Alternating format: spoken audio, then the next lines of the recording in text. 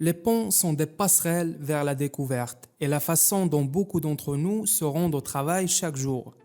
Les ponts peuvent être des structures simples ou des œuvres d'art énormes et époustouflantes. Tant qu'il nous fait traverser une travée qui serait autrement difficile, voire impossible à franchir, un pont sert son objectif. Les ponts nous relient et nous unissent. Si vous êtes un entrepreneur ou un ingénieur ayant l'intention de travailler sur des projets de pont, voici un rappel des principes de base derrière chaque type. Un rappel qui peut vous aider à vous assurer que vous êtes bien informé lorsque vous discutez des projets de pont avec vos collègues et clients.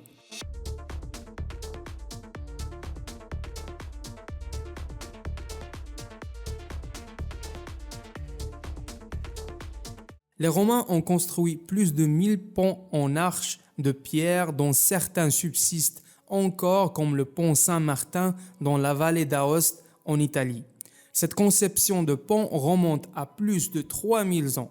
Le béton est maintenant également utilisé pour construire des ponts en arches modernes. Un pont en arche utilise les forces de charge permanente et d'exploitation et la force de gravité qui autrement pourrait faire tomber un pont vers le bas pour le maintenir à sa place. Un pont en arche fonctionne en transmettant les charges descendantes vers le centre de la structure, vers une pierre centrale appelée clé de voûte, plutôt que vers le bas. Ce principe est la compression et permet à l'arche située en dessous de supporter le pont en dessus. Les ponts en arche fixe peuvent être déstabilisés par les fluctuations de température, de sorte que la conception de l'arche est parfois modifiée avec des charnières à chaque base et même au centre de la travée.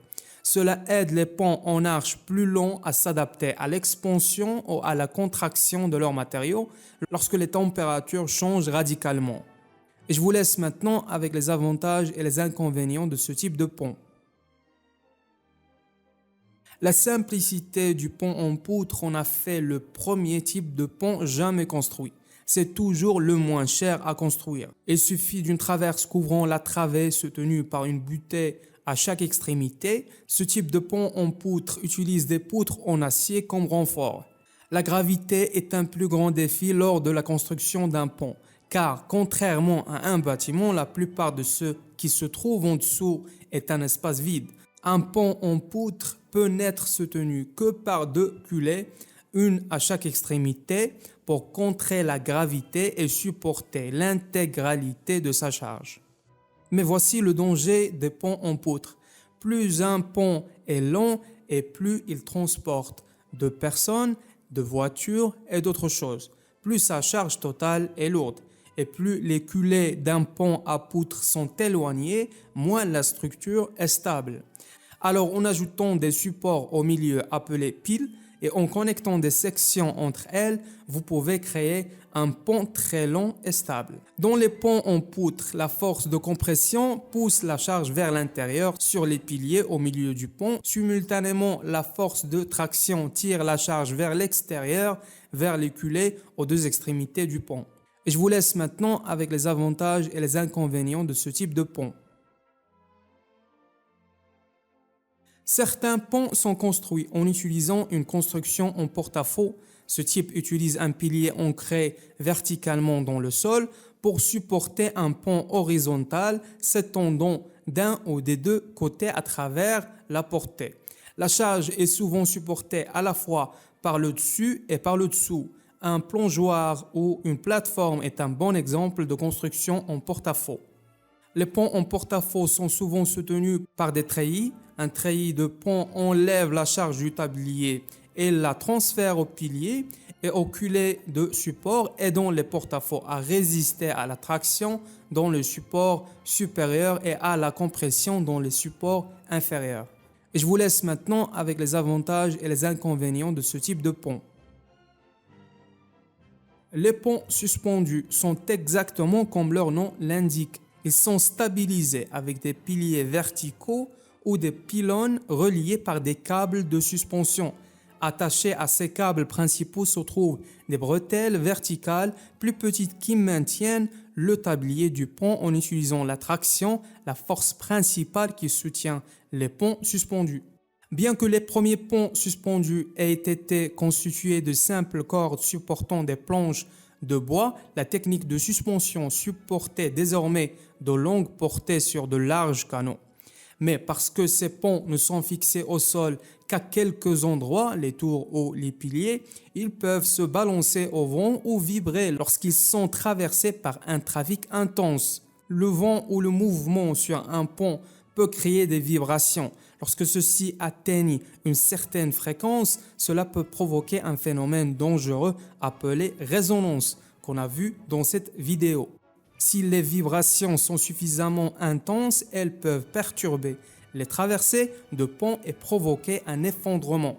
Les ponts suspendus peuvent également être affectés par la torsion, une force de torsion souvent causée par des facteurs comme le vent qui peut créer un mouvement dangereux.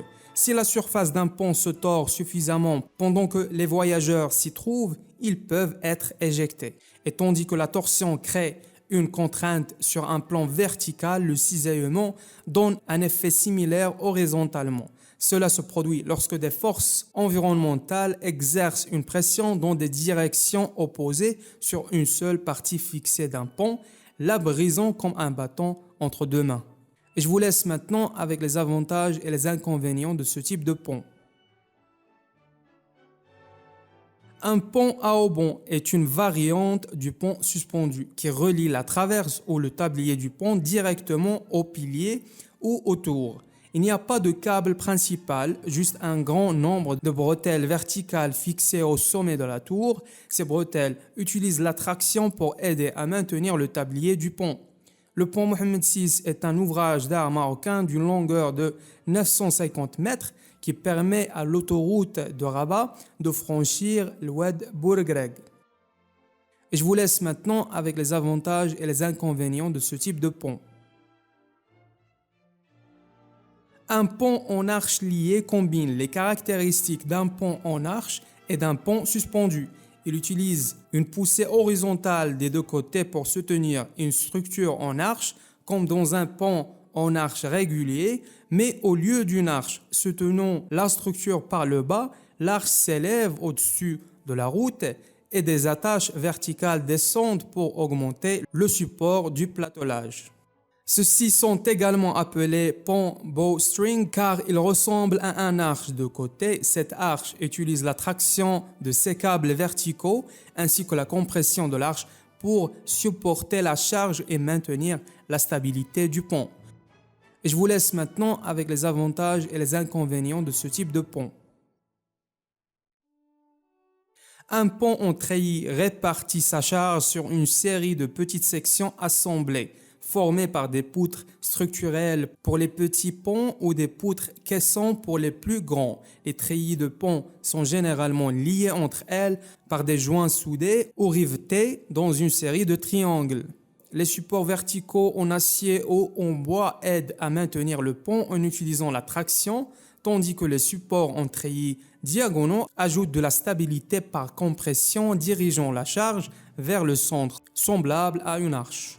La conception en treillis relativement peu coûteuse existe depuis longtemps. La plupart des ponts en treillis ont été construits en bois au XIXe siècle avant le passage au fer et à l'acier. Et je vous laisse maintenant avec les avantages et les inconvénients de ce type de pont. Et si vous obtenez une certaine valeur de mes vidéos, s'il vous plaît, abonnez-vous et pensez à devenir un membre dans notre petite communauté d'ingénierie. Ça va apporter un plus grand soutien à ma chaîne. Merci.